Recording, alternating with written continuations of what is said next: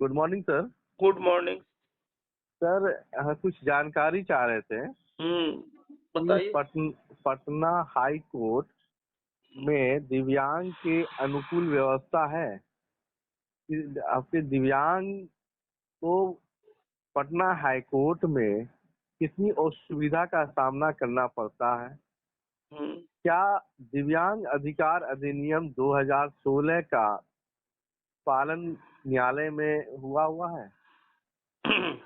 पहले आप किस श्रेणी के दिव्यांग हैं? शुरुआत तो आप ही से करें। किस श्रेणी के दिव्यांग हैं? सर हम लोग को मोटर डिसेबिलिटी है, यानी पैर से हम विकलांग हैं, दिव्यांग हैं। तो समझ लीजिए कि एक जोड़ा चप्पल रखे रहिएगा और वो घिस जाएगा। और लोकोमोटर डिसेबिलिटी है, पैर से दिव्यांग है, तो ये 21वीं सदी का नारा कहता है knowledge is the power. Knowledge जो है वो पावर है और उस पावर का उपयोग करके लोग आत्मनिर्भर बनेंगे। और जिस दिव्यांग अधिकार अधिनियम 2016 की आपने बात की, वो तो कहीं हमें दूर दूर तक नहीं दिखता है। भले ही यूट्यूब बनाने के लिए और उसके सारी चीजों को दिखाने के लिए यूट्यूबर चैनल पर डालते रहे। हम लोग 2016 से लेकर आज तक दिव्यांग अधिकार अधिनियम की गुणगान करते रहे, लेकिन हम बड़े दुख के साथ ये कहना पड़ रहा है कि दिव्यांग अधिकार अधिनियम न्यायालय में भी उपेक्षित है। यही सच्चाई है, इसको मानिए या नहीं मानिए। ये क्यों कह रहे हैं सुन लीजिए।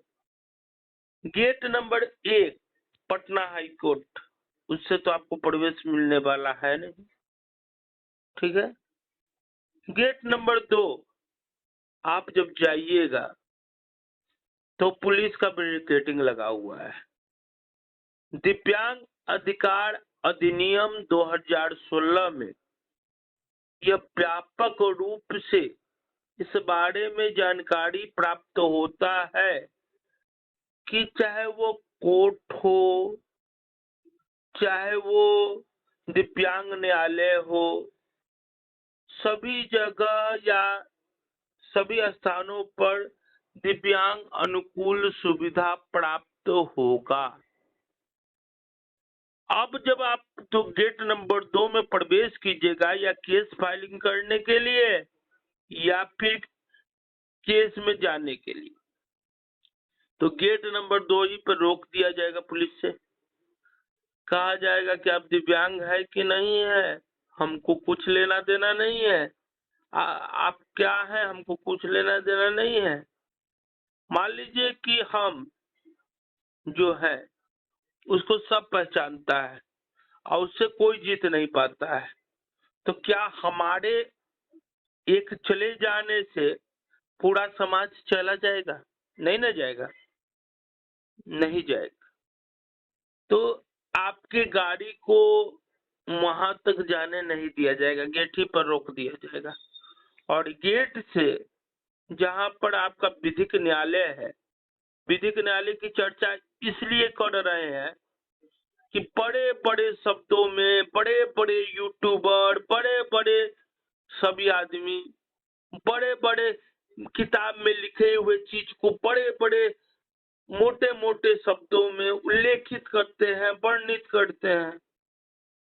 उस विधिक न्यायालय का जो प्रवेश द्वार से वहां तक जाने की दूरी है वह काफी लंबी है।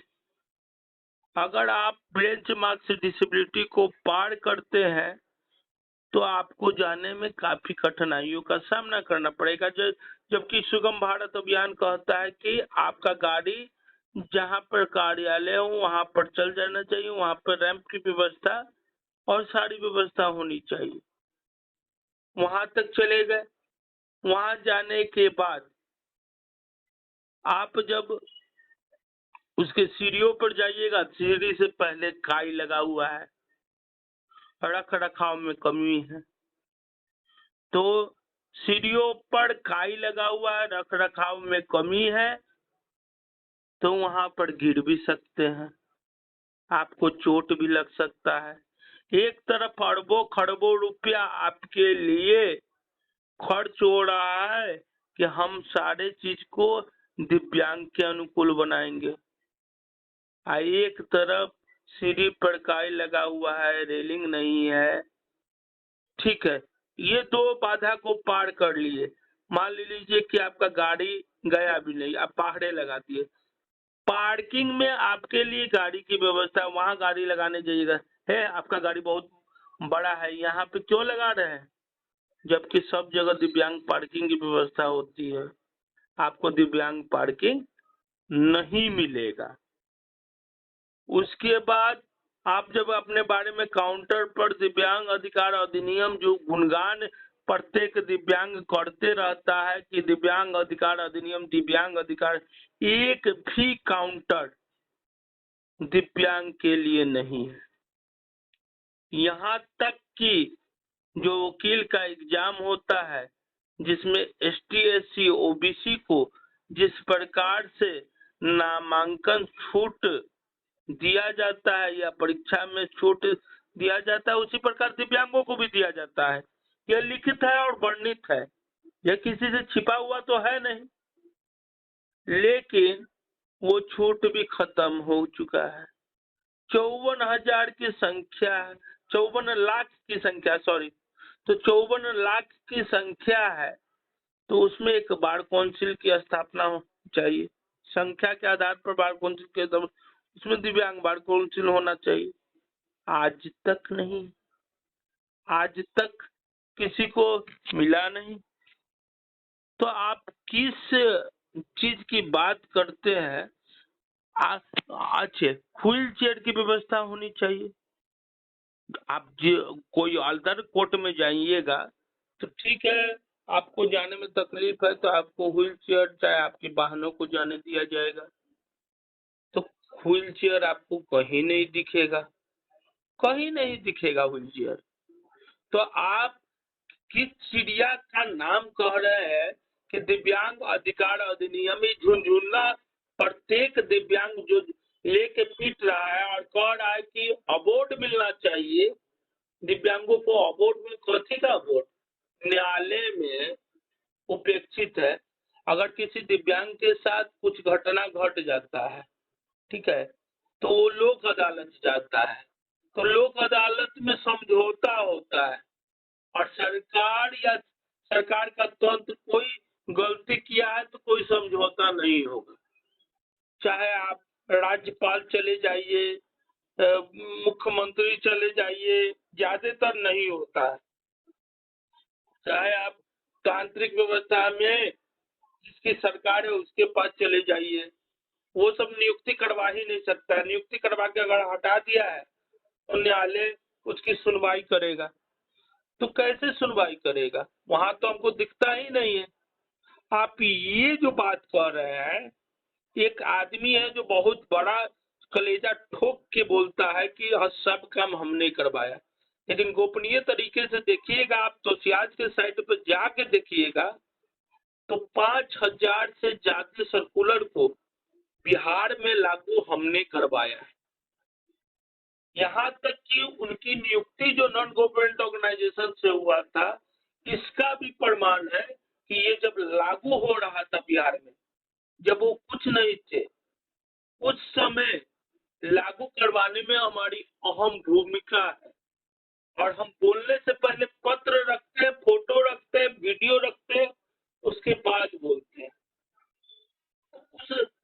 वो बहुत बड़ा हुंकार भरते हैं कि हम ये करवाए, हम वो करवाए, और कहाँ से चिराग चले अंधेरा। जिस दिव्यांग अधिकार अधिनियम को लागू करवाने के लिए दिव्यांग कोर्ट का निर्माण किया गया, हम थोड़ा सा विषय वस्तु से हटते हैं। उसमें आता है कि नॉलेज इज द पावर। कथी का नॉलेज इज द पावर? कथी का संरक्षण हो रहा है? चाची का संरक्षण हो रहा है, दिव्यांग अधिकार अधिनियम का संरक्षण नहीं हो रहा है। नहीं, सिर्फ कार्यालय का संरक्षण हो रहा है। वहां पर जो 2-3 गो दिव्यांग स्टाफ की नियुक्ति हुई, उनके नियुक्ति से पहले वो हमने करवाया। ठीक है, आप दिव्यांग अधिकार अधिनियम में इस बारे में व्यापक रूप से जानकारी प्राप्त होता है कि वहां पर साइन लैंग्वेज का एक व्यक्ति होगा। मान लीजिए कि कोई भी दिव्यांग जल्दी साथ नहीं देता है, जल्दी परिवार साथ नहीं देता है, दोस्त महिम साथ नहीं देता है, तो अकेले आए, अपनी व्यथा बताए। तो साइन लैंग्वेज या लिप लैंग्वेज जब तक नहीं जानता होगा तब तक उसके दर्द कैसे समझेगा, कैसे उसके पॉइंट को नोट करेगा, उस समय किस प्रकार का खिलवाड़ होता होगा, और उस ब्लाइंड जब समझाने की कोशिश करता होगा तो लोग किस प्रकार से उपहास उड़ा के बाहर निकल जाते होंगे, ये सोचने की बात है। एक दिव्यांग अपने दिव्यांग कार्यालय में गया, साइन लैंग्वेज से समझाने की कोशिश किया, लोग वहां पे मजाक उड़ा के बाहर निकल जा रहे हैं। काहे कि उसके पास सहयोगी नहीं है तो समझा नहीं पा रहा है। ब्रेल लिपि का एक व्यक्ति वहां पे बैठा होना चाहिए, क्योंकि आंख से दिव्यांग, वो तो लिख पढ़ नहीं सकता है, वो बोल सकता है। अब वो ब्रेल लिपि में समझाना चाहता है या ब्रेल लिपि में बताना चाहता है। कार्यालय के कौन सदस्य के पास ब्रेल लिपि है? और यही बात न्यायालय पर भी लागू होता है, उच्च हाईकोर्ट न्यायालय पर भी लागू होता है कि आपके पास क्यों नहीं है।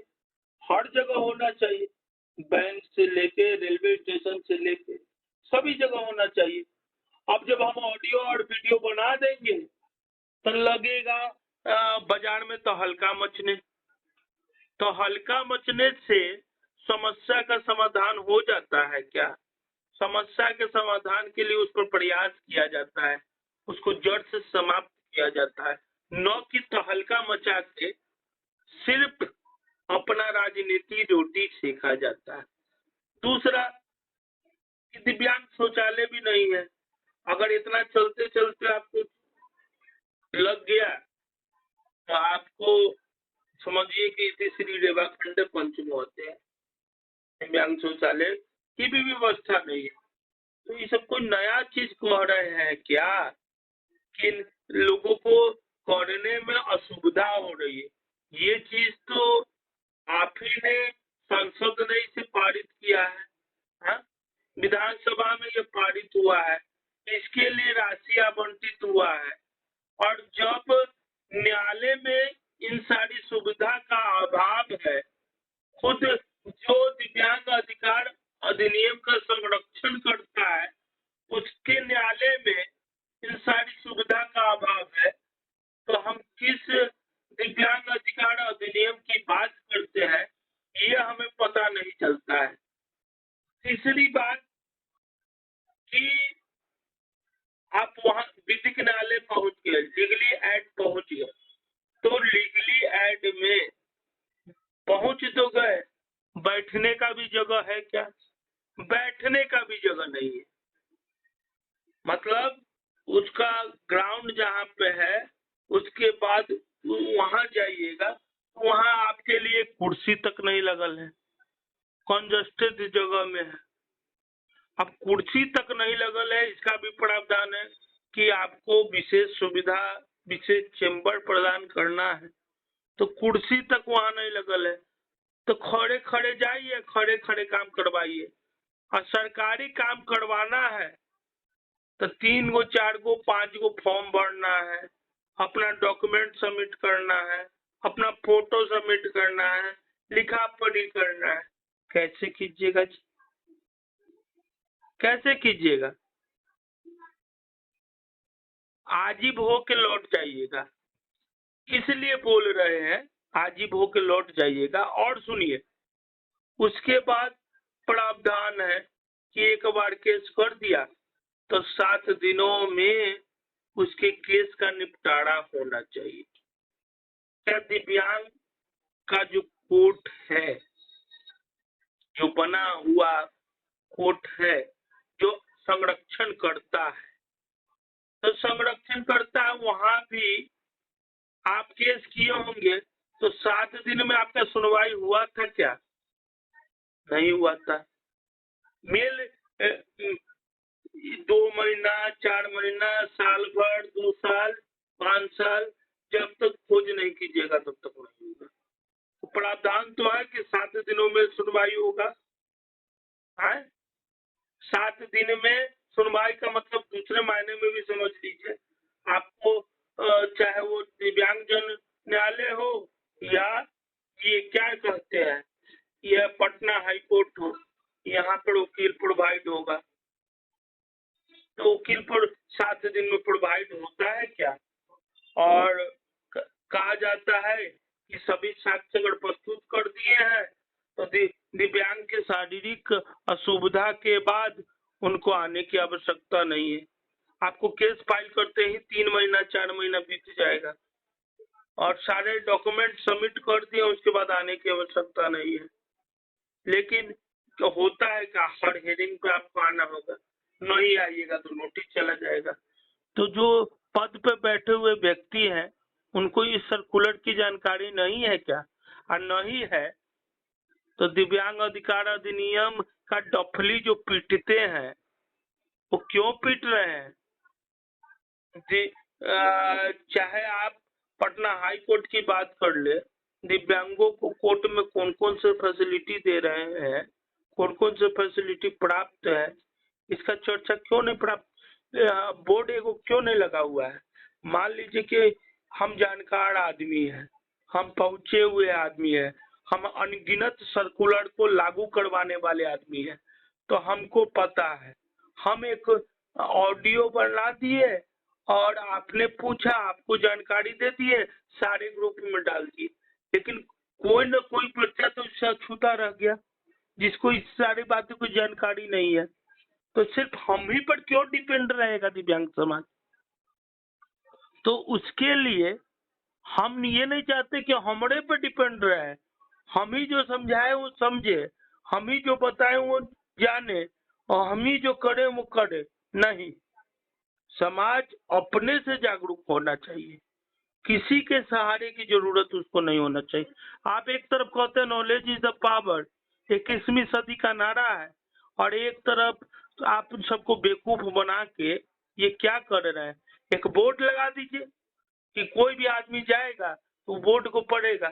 अब हमारा ये ऑडियो कहाँ तक जाएगा? कोई न कोई बच्चा छूट जाएगा और वो जाएगा, हैरान परेशान होकर जाएगा तो उसको क्या मिल पाएगा जी? क्या मिलेगा उसको? तकलीफ, दिक्कत। तो लिखा हुआ तो बहुत बात है, मिलता कितना है, अवेलेबल कितना है, इस पर विचार करने की आवश्यकता है।